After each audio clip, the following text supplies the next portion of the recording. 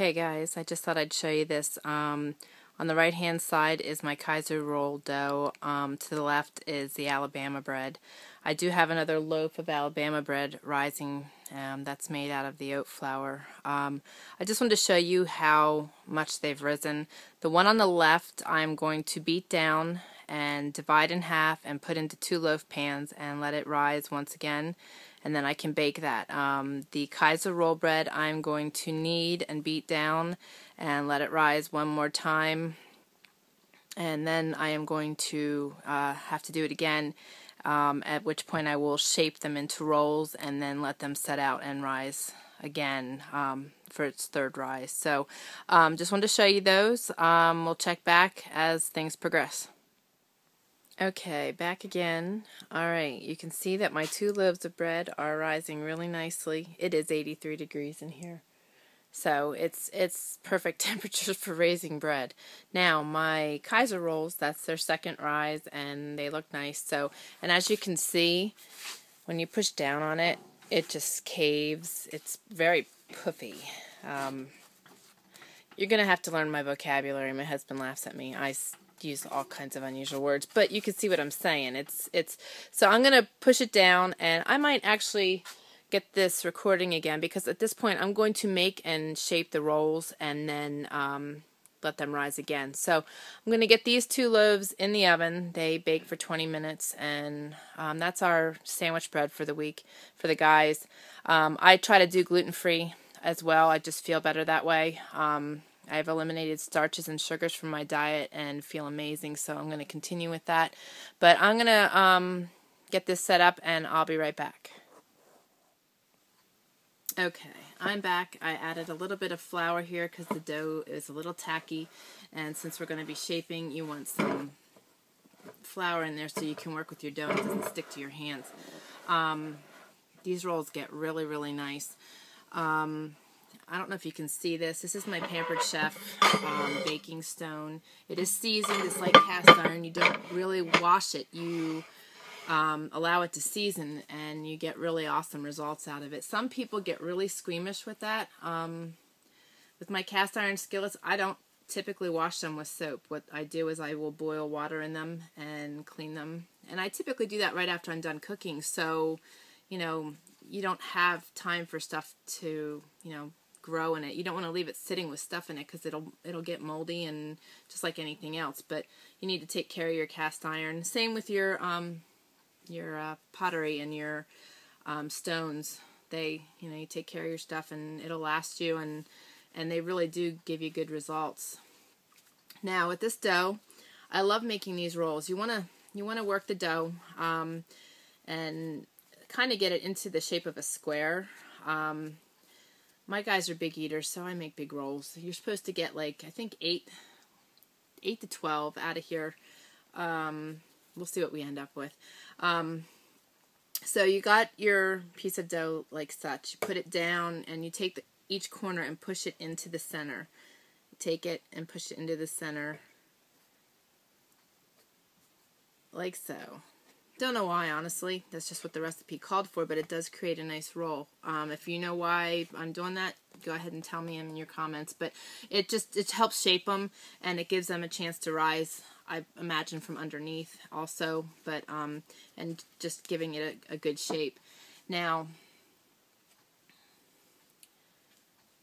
that's all you basically do, is just pull some dough out of there, work it, and then shape it, put it on your tray.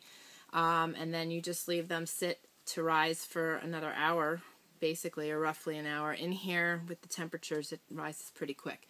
The only other step we have then, and I will show you that as well, is, and you don't have to do this part, but they sure do get nice when you do this. Just get an egg white and brush the egg white on there with a brush. If you don't have a brush, improvise, use your hands. We do lots of improvising out here. And what that will enable you to do is, for one, when it bakes, it'll make it get nice and brown on the top. It also moistens the top, which will allow you to put other items on top of your rolls, such as sesame seeds, poppy seeds. You can put dried onions and seasoned salt, a little bit of garlic, and you've got your everything roll.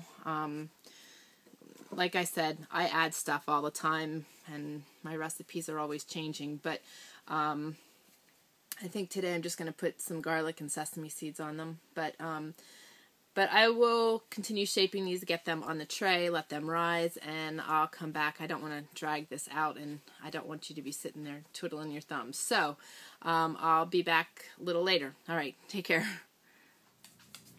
Okay, guys, I'm back. You can see the rolls here have risen. They're ready to be finished.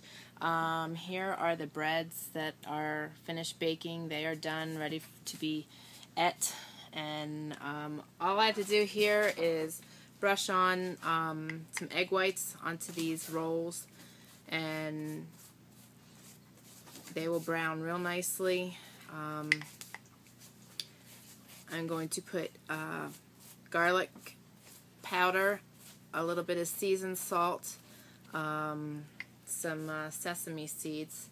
You can also do poppy seeds. You could put dried onions on, like I had mentioned before.